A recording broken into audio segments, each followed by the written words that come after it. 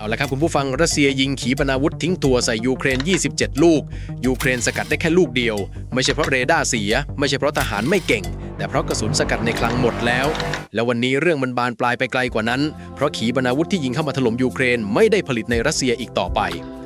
สงครามรัสเซียยูเครนที่ลากยาวมาจนถึงตอนนี้กำลังเข้าสู่โฉมหน้าใหม่ที่ต่างจากทุกช่วงที่ผ่านมาเพราะมันไม่ได้เป็นการรบกัน2ประเทศแบบเดิมแล้วแต่กลายเป็นสงครามที่มีผู้เล่นหน้าใหม่เข้ามาเสียบแทรกและผู้เล่นคนนั้นก็คือเกาหลีเหนือ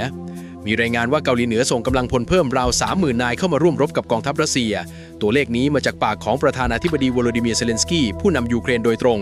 และเมื่อวันที่8สิงหาคมที่ผ่านมาเขาโพสต์ผ่านโซเชียลมีเดียว่ามีการตัดสินใจแล้วที่จะส่งชาวเกาหลีเหนือ 30,000 ถึง 50,000 คนเข้าไปประจำการในดินแดนรัสเซียแต่จุดที่สื่อระดับโลกทั้งฟรานซ์ 24 สำนักข่าวรอยเตอร์สและ NBC News บันทึกตรงกันก็คือเซเลนสกี้ไม่ได้อธิบายว่าเขาได้ข้อมูลนี้มาจากไหนซึ่งเซเลนสกี้เองเล่าพัฒนาการของตัวเลขนี้ด้วยตัวเองว่าตอนแรกเราพูดถึงหลักร้อยจากนั้นเป็นหลักพันและตอนนี้คือ 30,000 ถึง 50,000 นายดังนั้นตัวเลข 30,000 นี้แล้วหน่วยความกรองแห่งชาติเกาหลีใต้หรือ NIS ได้รายงานผ่านสำนักข่าวยอนแฮปเมื่อวันที่ 12 กุมภาพันธ์ ปี 2569 ระบุว่ามีทหารรบเกาหลีเหนือราว 10,000 นายบวกกับทหารช่างอีก 1,000 นายประจำการอยู่ในแคว้นเคิร์สของรัสเซียรวมแล้วประมาณ 11,000 นายซึ่งตัวเลขนี้ห่างจาก 30,000 นายอยู่พอสมควรส่วนความสูญเสียนั้นหนักมาก NIS ระบุว่าเกาหลีเหนือเสียกำลังพลในเคิร์สไปแล้วราว 6,000 นายทั้งเสียชีวิตและบาดเจ็บขณะที่หน่วยความกรองทหารยูเครนหรือ HUR อ้างตัวเลขสูงกว่านั้นคือเกิน 7,000 นายและล่าสุดวันที่ 6 สิงหาคมสำนักข่าวรอยเตอร์สรายงานอ้างข่าวกรองยูเครนว่าหน่วยขีปนาวุธเกาหลีเหนือเริ่มเคลื่อนย้ายเข้ามาทางตะวันตกของรัสเซียพร้อมขีปนาวุธมากถึง120ลูกและเครื่องยิงอีก6เครื่องนี่แหละคือจุดเปลี่ยนสำคัญเพราะเดิมทีเกาหลีเหนือส่งแค่คนกับกระสุนแต่ตอนนี้ส่งทั้งอาวุธและคนที่กดปุ่มยิงมาด้วยทีนี้มาถึงขีปนาวุธที่เกาหลีเหนือส่งมาให้รัสเซียใช้ในทางสากลเรียกว่า KN-23 ชื่อทางการของเกาหลีเหนือคือฮวาซอง 11A ซึ่งลอกแบบมาจากขีปนาวุธ 9M723 ที่ยิงจากระบบอิสกันเดอร์ M ของรัสเซียแบบตรงๆพิสัยการยิงราว690กิโลเมตรหัวรบหนักราว500กิโลกรัมแต่จากการตรวจซากที่ตกในยูเครนสถาบัน38นอตพบว่าตัวขีปนาวุธมีเส้นผ่านศูนย์กลาง 1.1 เมตรใหญ่กว่าอิสกันเดอร์ของรัสเซียราว 20% และหัวรบอาจหนักได้ถึง1ตันต่อมาเรื่องความแม่นยำก็มีข้อถกเถียงกันอยู่ในคิริโลบูดานอฟหัวหน้าหน่วยความกรองทหารยูเครนหรือ HUR เคยให้สัมภาษณ์หนังสือพิมพ์โชซุนอินโบว่าตอนแรกความแม่นยำของมันแย่มากค่าคลาดเคลื่อนอยู่ที่500ถึง 1,500 เมตรยิงไปตรงไหนก็ไม่รู้แต่ต่อมาผู้เชี่ยวชาญขีปนาวุธของรัสเซียเข้าไปปรับแก้ทางเทคนิคจนแก้ปัญหาได้แต่เมื่อวันที่30กรกฎาคมที่เมืองครีวีริมีขีปนาวุธ2ลูกตกห่างกันถึง 3.5 กิโลเมตรทำให้เจ้าหน้าที่ยูเครนกลับมาตั้งคำถามเรื่องความแม่นยำอีกครั้งหรือความจริงน่าจะอยู่ตรงกลางคือมันแม่นขึ้นกว่าเดิมจริงแต่ยังไม่ใช่ระดับที่จะเรียกว่าอาวุธแม่นยำมาถึงฝั่งยูเครนบ้างอาวุธหลักของยูเครนตอนนี้คือกองทัพโดรนพิสัยไกล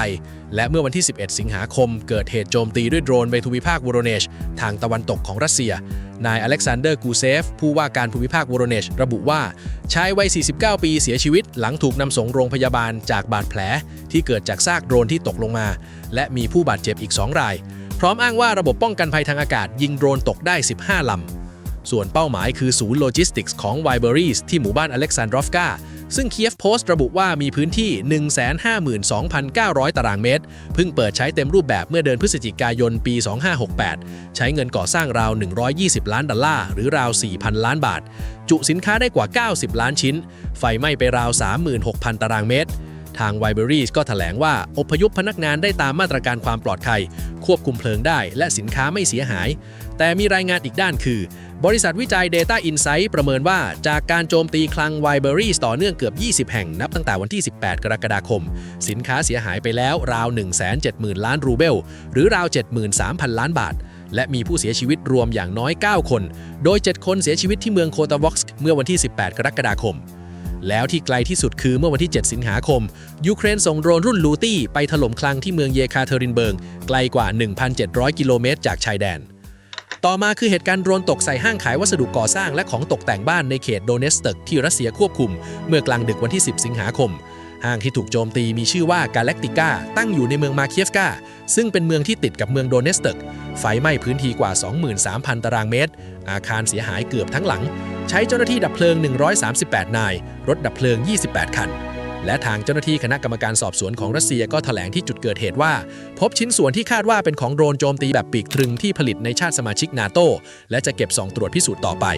ขณะที่ฝั่งยูเครนกองบัญชาการทหารสูงสุดแถลงเฉพาะการโจมตีเป้าหมายทางทหารแต่ไม่เอ่ยถึงห้างกาแล็กติก้าเลยแม้แต่คำเดียว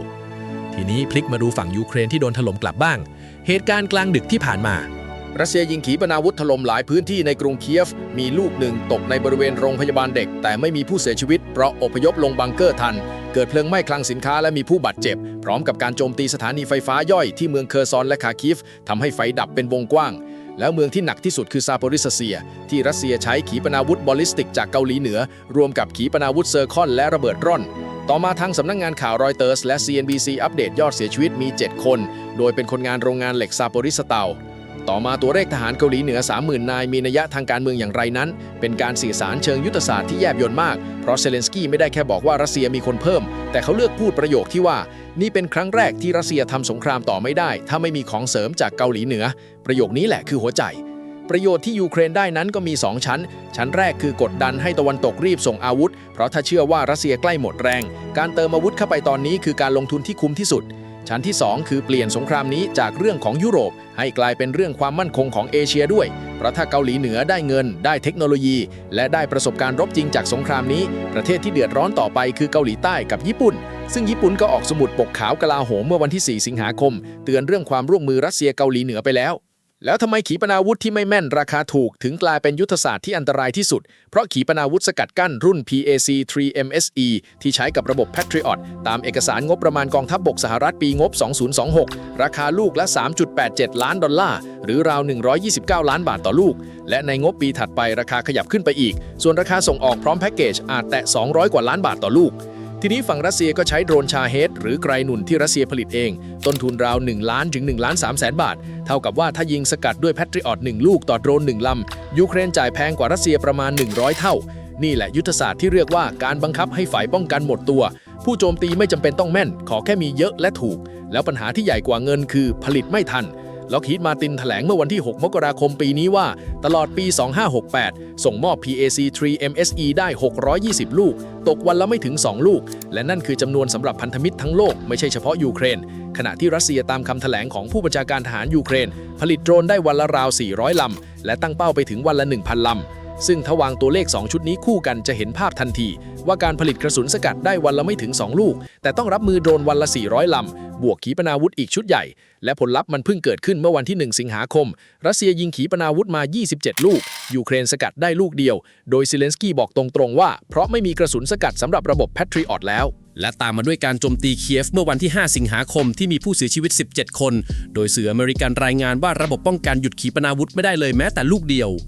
ทางฝั่งตะวันตกต้องรู้ปัญหานี้ดีล็อกฮีดจึงเปิดตัวรุ่นใหม่ชื่อ PAC-3ACE เมื่อวันที่ 20 กรกฎาคมราคาถูกลงกว่าครึ่งเหลือราว83ล้านบาทต่อลูกและกระทรวงกลาโหมสหรัฐเซ็นสัญญาเร่งการผลิตมูลค่าราว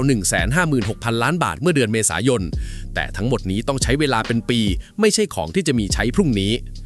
ส่วนกระทรวงกลาโหมยูเครนก็เปิดเผยเมื่อวันที่ 23 กรกฎาคมว่ามีกลไกที่เรียกว่า PURL ซึ่งมีประเทศเข้าร่วม29ประเทศยอดเงินรวม $6,700 ล้านหรือราว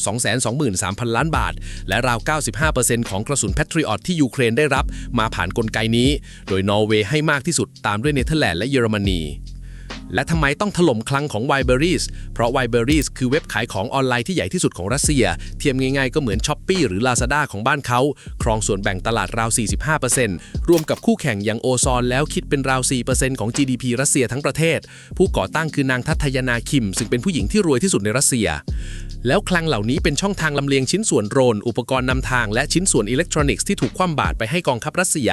ซึ่งมีเหตุผลรองรับพอสมควรเพราะบนเว็บ Wildberries ขายทั้งโดรนพาณิชย์กล้องมองกลางคืนและเสื้อเกราะจริงและในทางปฏิบัติทหารรัสเซียกับกลุ่มอาสาสมัครสั่งของพวกนี้ผ่านเว็บไปให้แนวหน้าจำนวนมากมันคือช่องทางนำเข้าคู่ขนานที่หลบมาตรการคว่ำบาตรได้เพราะของที่สั่งเป็นสินค้าพลเรือนทั้งหมดแต่พอถึงมือทหารก็กลายเป็นอุปกรณ์สงครามทันที ต่อมาการที่รัสเซียต้องรีบแถลงว่าเป็นโดรนนาโต้นั้นเป็นเกมสงครามข่าวสารล้วนๆสำหรับรัสเซียการชี้ว่าโดรนที่ตกใส่ห้างเป็นของนาโต้ให้ประโยชน์ทันที 3 อย่าง 1. มันเปลี่ยนสถานะของนาโต้จากผู้สนับสนุนเป็นผู้ร่วมลงมือในสายตาคนรัสเซีย 2. มันตอกย้ำวัฒกรรมที่เครมลินใช้มาตลอดว่านี่ไม่ใช่สงครามกับยูเครนแต่เป็นสงครามที่ตะวันตกใช้ยูเครนเป็นตัวแทนและ 3. มันสร้างความชอบธรรมล่วงหน้าสำหรับการยกระดับการตอบโต้ในอนาคตส่วนยูเครนที่เลือกไม่ยอมรับและไม่ปฏิเสธมีเหตุผลชัดเจน 3 ข้อเช่นกันข้อแรกถ้ายอมรับเท่ากับมอบหลักฐานให้รัสเซียไปฟ้องว่ายูเครนจงใจโจมตีเป้าหมายพลเรือนซึ่งกระทบต่อการขอความช่วยเหลือจากตะวันตกโดยตรง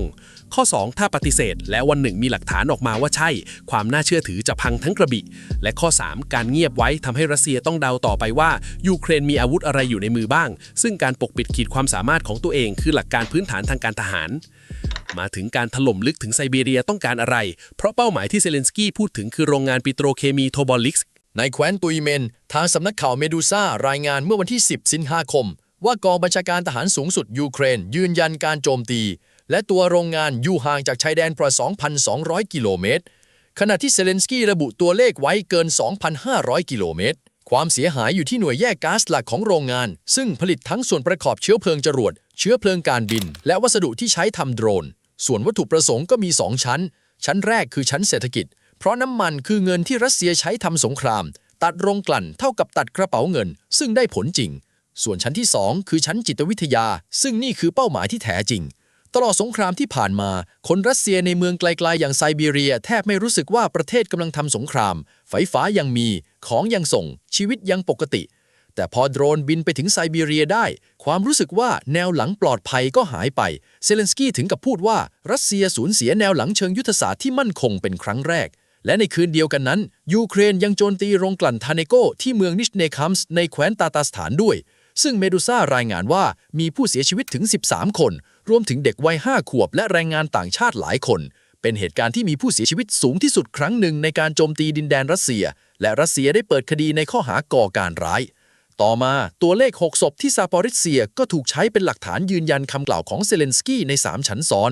ชั้นแรกคือเรื่องจังหวะเวลาการเจรจาที่อิสตันบูลผ่านมา 3 รอบตลอดกลางปีนี้ได้ผลเพียงการแลกเฉลยศึกกับการส่งคืนร่างผู้เสียชีวิตไม่มีความคืบหน้าเรื่องหยุดยิงแม้แต่ก้าวเดียว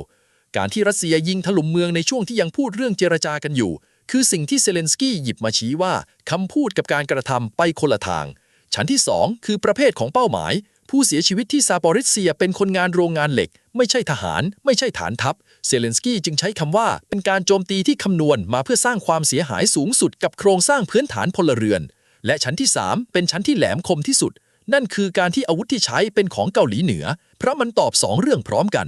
1. รัสเซียผลิตขีปนาวุธของตัวเองไม่ทันจนต้องซื้อของนอกและ 2. รัสเซียเลือกใช้อาวุธที่รู้อยู่แล้วว่าความแม่นยำมีปัญหายิงเข้าใส่เมืองที่มีคนอยู่ซึ่งเซเลนสกี้ตีความว่านั่นคือเจตนาไม่ใช่อุบัติเหตุและทางสถาบันศึกษาสงครามหรือ ISW ก็บอกว่าเมื่อยูเครนไม่มีกระสุนสกัดแพทริออตเหลือรัสเซียก็มองไม่เห็นเหตุผลที่จะต้องเข้าโต๊ะเจรจาอย่างจริงจังเพราะยิ่งรออีกฝ่ายยิ่งต้องกันตัวเองไม่ได้ทุกวันที่ผ่านไปโดยที่กระสุนไม่มาเติมคืออำนาจต่อรองของฝ่ายรัสเซียครับ